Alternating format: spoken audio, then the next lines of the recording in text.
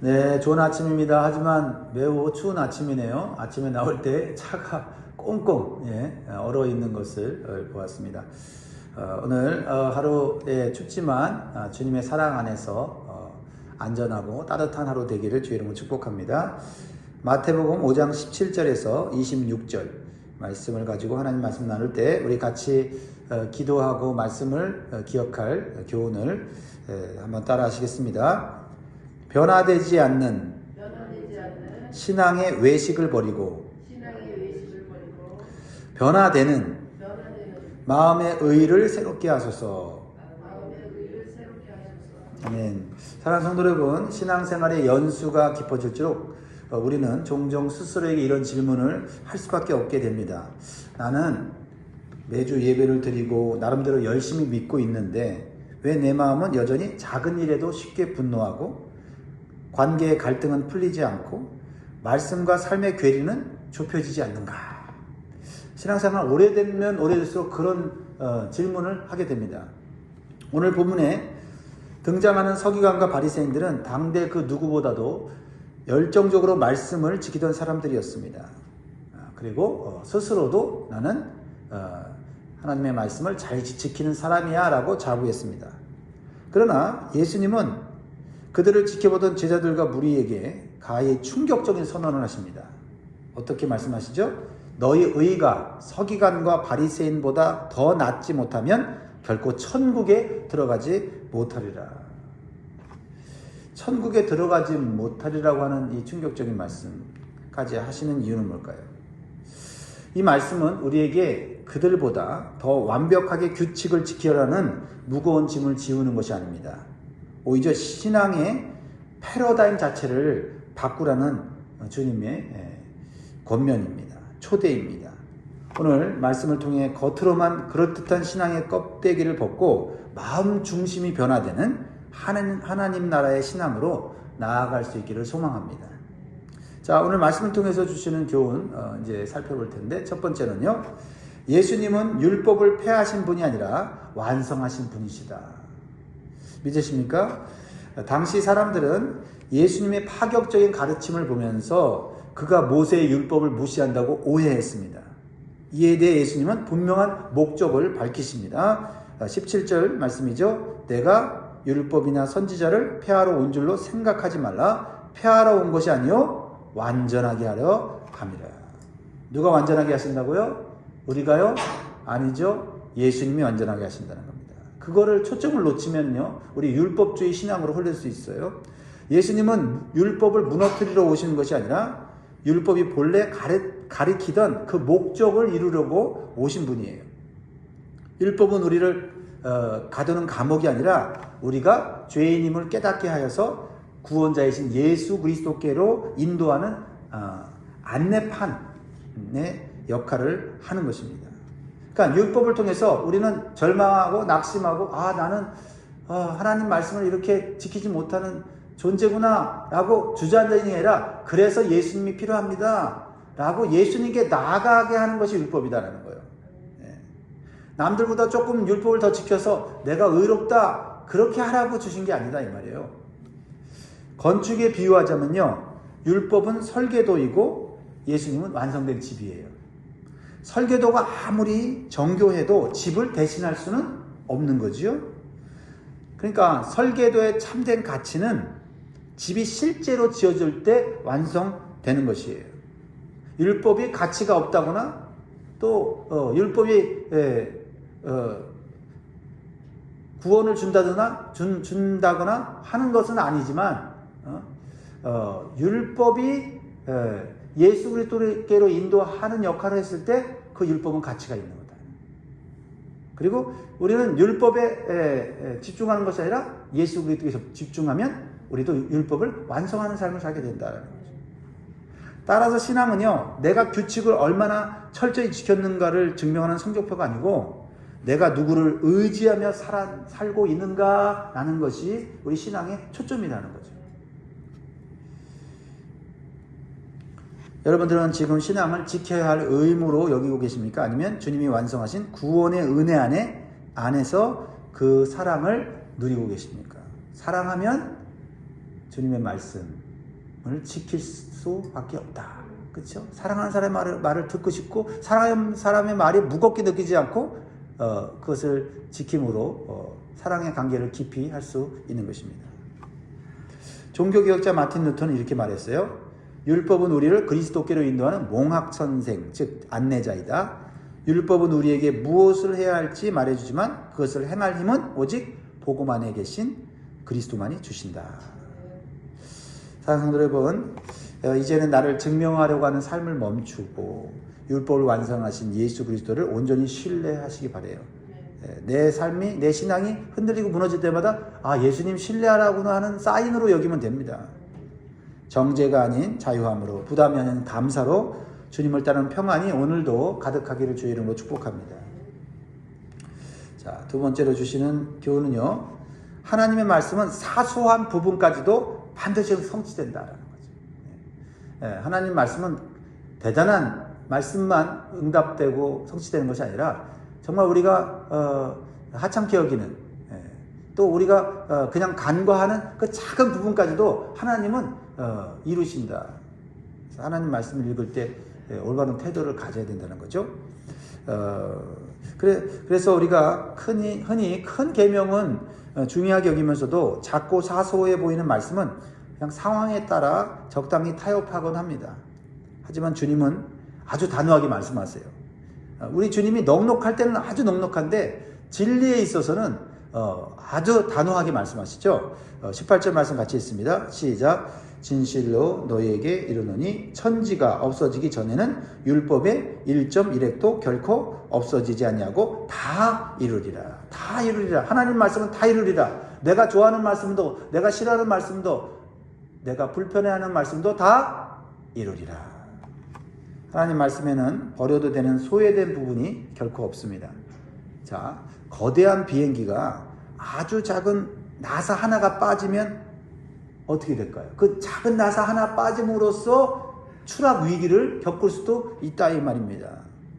우리의 신앙도 마찬가지입니다. 이 정도쯤이야 라고 생각하며 방치한 작은 말씀에 대한 불순종이 결국 우리 영혼 전체를 흔들어 놓을 수 있다. 내 신앙이 요즘 왜 이렇게 흔들리지? 내가 왜 이렇게 자꾸 침체되지? 자꾸 큰 문제를 발견하려고 하기보다는 진짜 내가 사소하게 여겼던 그 문제가 나를 이렇게 만들었다는 것을 우리가 한번 생각해 볼 필요가 있어요.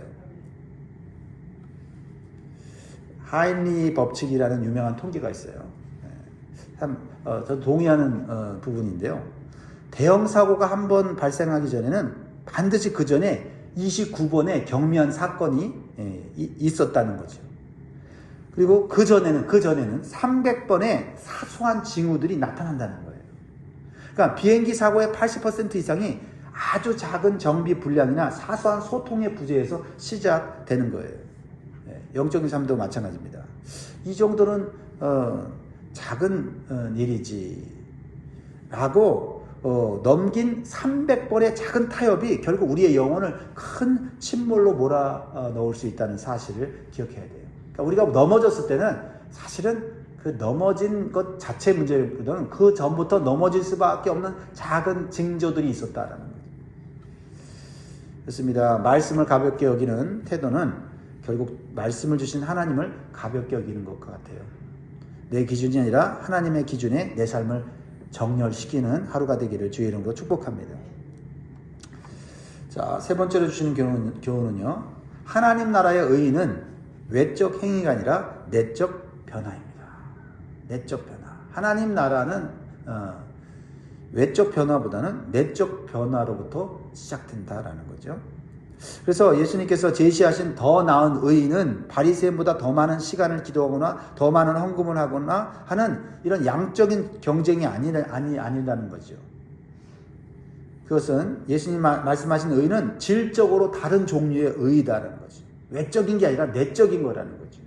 20절 다시 한번 마음에 새깁니다. 내가 너에게 이르노니 너희 의의가 서기관과 바리새인보다 더 낫지 못하면 결코 천국에 들어가지 못하리라. 행동을 말하지 않고 예수님은 그보다 근본적인 의의, 그렇죠? 마음속의 의의를 말하고 계시다는 것을 우리가 기억하면 좋겠어요. 바리새인들의 의의는 사람들에게 보이기 위한 외식이었습니다. 그러나 하나님 나라의 의는, 천국에 들어가는 의는 사람의 눈이 닿지 않는 마음의 중심에서부터 시작된다. 주님은 이 의가 실제 우리의 삶, 특히 관계 속에서 어떻게 나타나야 하는지를 구체적인 사례로 설명해 주고 있습니다. 자, 위대한 설교자였던 찰스 스펄전 목사님은 은혜 받은 사람의 변화에 대해서 이렇게 설명했어요. 어떤 집에서 일하는 하녀가 목사님께 와서 말을 했습니다. 목사님, 제가 예수님 믿고 정말 변화되었습니다. 무엇이 변화되었냐고 물으니까 그 하인이 이렇게 대답했어요. 이제는 주인이 보지 않아도 현관 매트 아래에 먼지까지 깨끗이 닦습니다. 주님이 보고 계시기 때문입니다. 이것이 바리새인의 의를 넘어선 하나님 나라의 의죠. 물론 행동으로 나타나지만 행동만 나타나는 게 아니라 마음으로부터 시작돼서 행동이 나타나는 게, 이게 바로 하나님 나라의 의를 말하고 바리새인보다 더 나은 의라는 것입니다. 죄는요, 행동 이전에 이미 마음에서 시작이 돼요. 겉으로 포장된 아름다운 선이라도 그 마음속에 죄가 있으면 그 죄는 언젠가 드러나게 돼 있죠. 자, 오늘 말씀, 실제적인 말씀을 주님이 말씀하시죠. 21절 22절에 보면 옛사람에게 말한 바 살인하지 말라, 누구든지 살인하면 심판을 받게 되리라 하였다는 것을 내가 들었으나 나는 너에게 이르노니 형제에게 노하는 자마다 심판을 받게 되고 형제를 대하여 라가라 하는 자는 공회에 잡혀가게 되고 미련한 놈이라 하는 자는 지옥불에 들어가게 하리라. 여기 큐티책 아래 오른쪽에 보면 라가가 무슨 뜻이 나오죠? 아람어로 레카에서 유래한 말로 텅 빈 머리 또는 바보를 뜻한다. 이 골빈 녀석아 뭐 이런 표현이에요. 그런데 그런 표현들, 이런 것들이 지옥불에 들어가게 되는 죄가 된다라고 하는 거죠.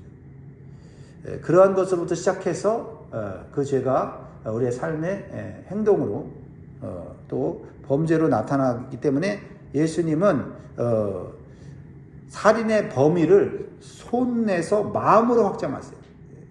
살인은 손으로 하는 건데 실제로 사람을 죽이지 않았더라도 형제를 향한 분노, 멸시하는 말, 라가, 골빈 놈, 미련한 놈, 바보, 이런 무시하는 태도는 이미 그 사람의 인격을 살해하는 것 같다. 거대한 화재도 작은 불씨에서 시작되듯이 우리 안에 독한 말과 분노는 관계를 태워버리는 불씨가 된다라는 것을 말하고 있어요. 지금 여러분 마음속에 여전히 가라앉지 않은 분노의 대상은 누구입니까? 나는 말과 태도라는 보이지 않는 흉기로 누군가를 무너뜨리고 있지는 않습니까? 질문을 해봐야 합니다. 성 어거스틴은 분노에 대해서 이렇게 경고했습니다. 분노는 아주 작은 불씨로 시작되지만 그것을 품고 있으면 결국 자기 자신이라는 집을 먼저 태워버린다. 분노가 다른 사람을 향하고 있지만 결국 그 분노가 나 자신 안에서 불이 타고 있기 때문에 내가 태워지는 거다라는 거죠. 형제를 향한 독설은 그에게 상처를 주기 전에 이미 내 영혼을 지옥불의 고통으로 밀어넣는 행위임을 우리가 주님의 말씀 속에서 깨달아야 될지 믿습니다. 그러므로 분노를 정당화하면서 방치하지 마시기 바랍니다. 그 마음의 주권을 성령님께 맡길 때 하나님께서 여러분의 관계 속에서 온유함의 평강을 허락해 주실 줄 믿습니다. 하나님께 드리는 예배에 대해서 말씀하고 있는데 하나님께 드리는 예배보다 우선되는 것이 있다. 예배 전에 해야 될 일이 있다. 그것은 바로 화해다라고 말하고 있어요. 왜 예수님이 화해를 강조하시냐면 예수님의 십자가가 하나님과 우리 사이를 화해시켰기 때문에 십자가의 정신의 기초가 화해예요. 그러니까 하나님과의 관계 속에서 화해가 이루어진 우리가 구원받은 성도들 간에 화해가 안 이루어진다면 구원받은 사람의 증거가 아니다 이 말이죠. 그러니까 예배의 자리에 앉아있는 것보다 더 시급한 일이 있다고 주님이 말씀하시는 거예요. 23절 24절 보면 같이 있습니다. 시작. 그러므로 예물을 제단에 드리려다가 거기서 내 형제에게 원망 들을 만한 일이 있거든 생각나거든 예물을 제단 앞에 두고 먼저 가서 형제와 화목하고 그 후에 와서 예물을 드리라. 하나님이 받으시는 예배의 예물이 뭔지를 가르쳐주고 있죠. 하나님 사랑과 이웃 사랑은 결코 분리될 수 없다는 것을 말하는 거죠. 하나님과의 수직적인 관계는 형제와의 수평적인 관계로 증명된다. 형제를 향한 미움을 품은 채 드리는 예배는 하나님이 기쁘게 받으실 수 없다는 걸 말하고 있다는 거죠. 예배는 내가 은혜 받으려고 하나님 앞에 나와서 드리는 것이지만 그 은혜가 우리 안에 미움과 분노를 품고는 결코 받을 수 없다는 것을 말하고 있는 것입니다. 혹시 거룩하게 예배를 드리면서도 마음 한구석에서 피하고 싶은 얼굴이 떠오르지 않습니까? 주님이 지금 예배보다 먼저 그에게 가라고 하신다면 여러분들은 지금 누구에게 가야 합니까?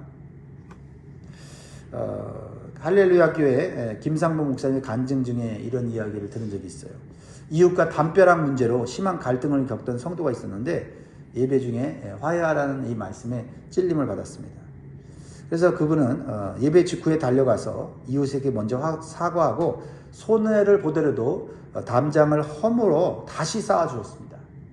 그때 이웃은 마음의 문을 열었고 그 성도는 평생 드린 예배 중에 가장 시원하고 감격스러운 예배를 드렸다라고 고백을 했어요. 제단 옆에 예물을 두는 것보다, 제단 앞에 예물을 두는 것보다 형제의 손을 잡고 화해하는 것이 하나님이 더 기뻐하시는 예배의 완성이다라는 것입니다. 마지막으로 주님은 화해의 긴박성을 강조하세요. 회개와 화해는요, 미루지 말고 지금 해야 된다. 딱 생각났을 때, 깨달았을 때 지금 해야 된다는 거죠. 25절, 26절 말씀을 보면 너를 고발하는 자와 함께 길에 있을 때 급히 사화하라. 화해하라는 거죠. 그 고발하는 자가 너를 재판관에게 내어주고 재판관이 옥리에게 내어줘 옥에 가둘까 염려하라. 같이 있습니다. 진실로 내게 이르노니 네가 한 푼이라도 남김이 없이 다 갚기 전에는 결코 거기서 나오지 못하리라. 무엇을 말합니까? 회개와 화해는 골든타임이다. 골든타임. 나중에 형편이 되면 언젠가는 하겠지 라고 미루는 것은 망설임 같지만 사실은 불순종이라는 거죠. 성령이 지금이야 이렇게 말씀하고 계시는 거거든요. 기회가 있을 때 돌이키지 않으면 결국 우리는 그 죄의 대가에 끼어진 관계에 감옥에 갇히게 된다. 그러니까 미룸으로써 더 큰 고통으로 들어가게 된다라는 겁니다. 언젠가는 해야지라고 미뤄온 회개가 사과가 있습니까? 오늘 말씀을 들었을 때 그 말씀이 마음에 찔린다면 오늘 해야 되는 회개고 오늘 해야 되는 화해인 것입니다. 철학자 루소가 이렇게 말했어요. 과실을 부끄러워하라. 그러나 그 과실을 회개하는 것은 결코 부끄러워하지 말라. 참 마음에 와닿는 말이에요. 과실을 하는 것은 참 부끄러운 일이에요. 그러나 과실을 회개하는 것 자체를 부끄러워하지 않아야 우리가 살게 되는 줄 믿습니다.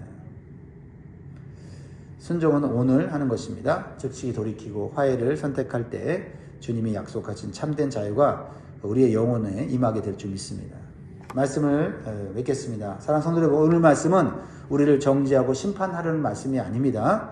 오히려 우리 스스로의 힘으로는 도저히 이룰 수 없는 높은 기준 앞에서 율법을 완성하신 예수 그리스도의 은혜를 붙들라고 하는 사랑의 권면인 줄 믿습니다. 그래서 내가 잘못한 것, 내가 부족한 것에 초점을 맞추는 게 아니라 그래서 나는 예수님 은혜가 필요합니다. 성령님의 도우심이 필요합니다. 라고 우리가 나아가는 결단이 있기를 주의 이름으로 축원드립니다. 기도하겠습니다.